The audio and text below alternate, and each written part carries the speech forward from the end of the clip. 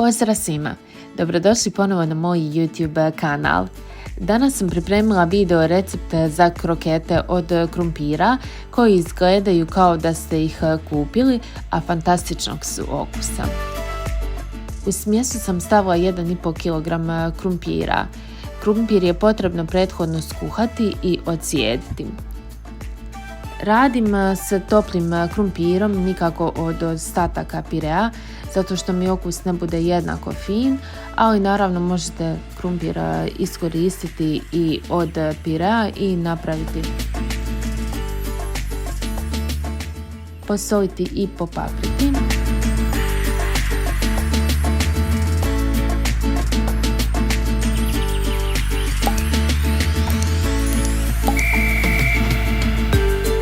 Na ovu količinu krumpira stavimo oko 100 g maslaca. Više maslaca u smjesi učinit će krokete mekanijim, ali mirisnijim i ukusnijim. Pa kako volite. U ovoj fazi možete krokete i aromatizirati, na primjer vlašcem ili ruzmarinom. Iskreno najviše volim ove obične, zato što mi idu odlično uz sve vrste mesa, ribe, umaka, pa čak i uz meso.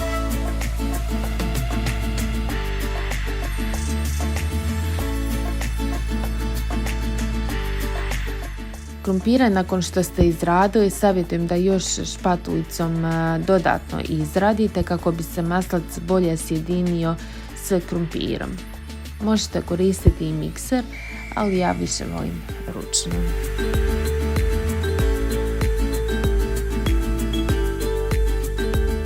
U smjesu stavite 2 žumanjka i izmiješajte.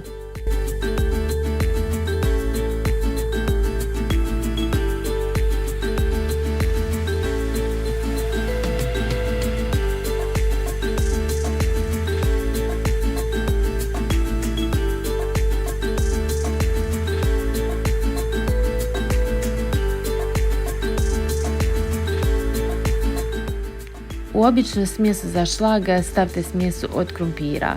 Možete koristiti i bolje kvalitete vrećicu za zamrzavanje, koju ćete također jedan kut odrezati.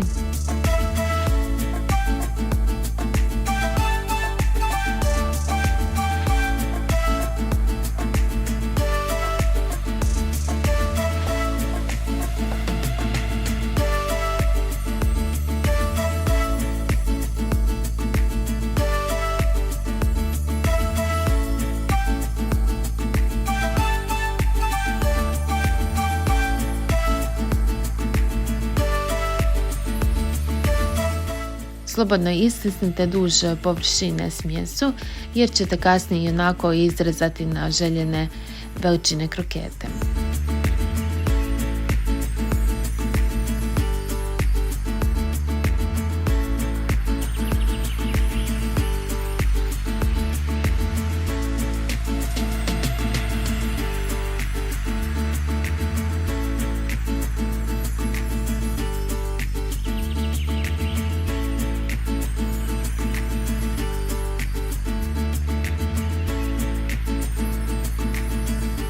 U jednu posudu stavite brašno, a u drugu mrvice za pohanje.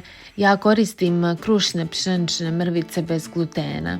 One mi daju najljepši okus i izgled.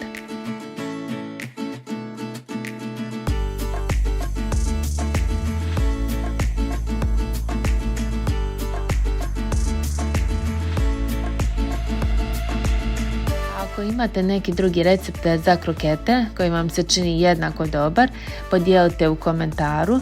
Rado ću sve pročitati, a volim i isprobavati nove stvari.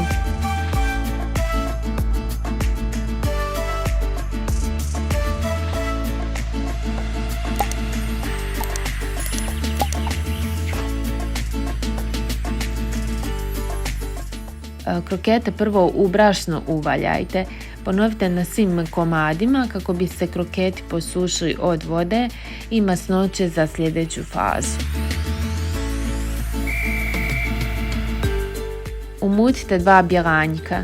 Svaki kroket uronite u bjelanjak, a potom utisnite sa svake strane u krušne mrvice. Ja ih dodatno kasnije u ruci još izradim kako bi se mrvice zalijepile.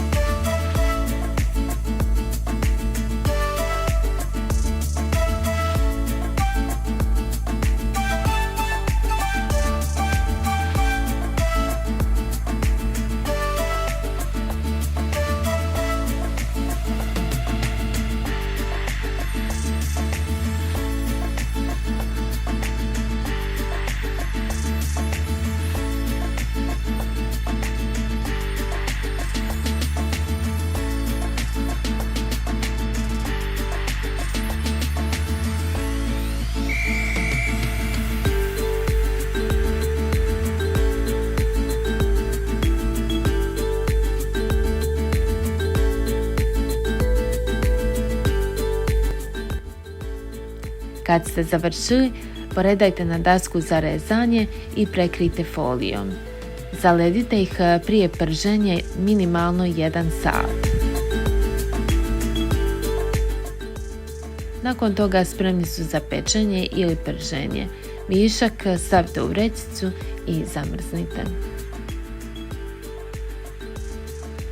Ako do sada niste, zamolit ću vas da kliknete subscribe ili pretplati me, besplatno je, i označite zvončić pored kako bi vam došla obavijest svaki sljedeći put kad stavim novi video recept koji snimam.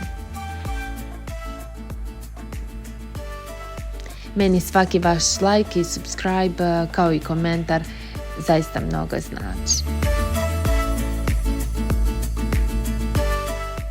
Što se tiče pečenja i prženja, krumpiri su već spremni za jesti. Pecite ih dok se ne uvjerite da su se unutra odledili, a vama dobili željenu boju.